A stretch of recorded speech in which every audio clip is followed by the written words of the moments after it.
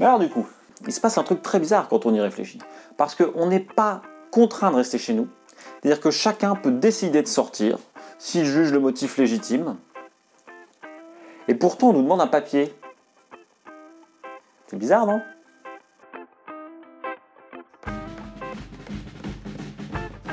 Parce que si c'est un papier qui est une attestation sur l'honneur, ça veut dire qu'on vous demande de fournir un papier par lequel vous êtes bien d'accord avec la décision que vous avez prise tout seul. Ça paraît complètement absurde, on est d'accord ? Autant si c'était une autorisation qui venait de l'extérieur, là on comprendrait. Est-ce que vous avez bien reçu la permission de l'autorité ? Oui.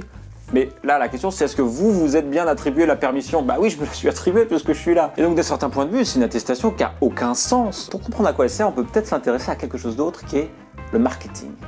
Vous connaissez peut-être les dark patterns. Si, vous connaissez très bien les dark patterns. Vous savez, les dark patterns, c'est quand vous pouvez vous inscrire sans engagement en un seul clic. Mais par contre, si vous voulez résilier, bon bah là, il vous faut le formulaire B14 avec le numéro d'abonné qui est sur le mail de confirmation et puis pas oublier de l'envoyer en recommandé avec accusé de réception. Enfin, vous voyez le délire. C'est ça, le dark pattern, ok ? Dark pattern, c'est quand on va mettre un obstacle, qu'on va rendre compliqué quelque chose pour inciter les gens à ne pas le faire. Généralement, c'est ça. Je pense que tout le monde a au moins un ou deux abonnements qui voudraient résilier, qui voudraient revoir, qui voudraient changer, mais il faut trouver le dossier, etc. Donc bon, au final, la flemme. Voilà. Le dark pattern, c'est on joue sur la flemme des gens. Je veux sortir, ouais, mais il faut que j'aille imprimer le truc, faut que je le remplisse. La flemme, je vais rester dans mon canapé, quoi. Voilà, la flemme. Donc si ça se trouve, le rôle de cette attestation, bah, c'est peut-être juste ça. C'est-à-dire, il y a ceux qui sont autonomes, qui sont responsables, qui respectent leurs devoirs, qui vont rester chez eux. Et pour les autres, eh ben on leur met un truc chiant à faire pour pouvoir sortir. Pour les démotiver, en fait. C'est inciter sans contraindre. Alors est-ce que c'est suffisant ? Ça je sais pas, c'est pas à moi d'en juger. Sauf que le truc, c'est que le dark pattern, généralement, c'est un genre d'arnaque, vous voyez.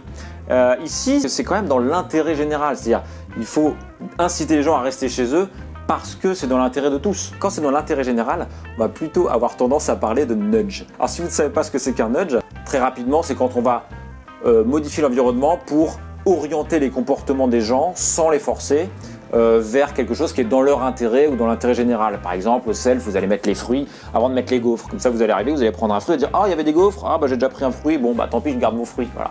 Bon, tout le monde ne va pas le faire, vous pouvez encore aller reposer votre fruit et prendre votre gaufre. Hein. Mais bon, voilà, sur le lot, il y en a une bonne partie qui va garder le fruit. On pourrait considérer donc cette attestation comme un nudge. Mais un nudge pour faire quoi ? Qu'est-ce que nous faisons vraiment lorsque nous remplissons cette attestation ? Bien, ce qui se passe, c'est que vous allez imprimer, vous allez lire le truc.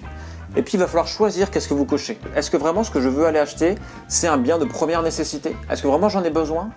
D'accord.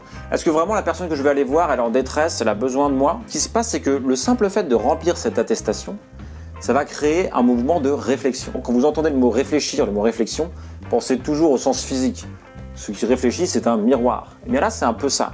Quand on fait l'attestation, le but, c'est de réfléchir, c'est-à-dire de se voir dedans et de voir les motifs qui sont les nôtres. De se poser vraiment la question, sont-ils légitimes ? Quand je remplis l'attestation, ce que je vais faire, c'est que je vais me mettre face à mes responsabilités. Ce que je vais faire, c'est que je vais prendre le temps, même un temps très court, mais je vais prendre un temps pour me poser la question. Est-ce que je peux sortir ? Est-ce que vraiment je fais mon devoir en faisant ça ?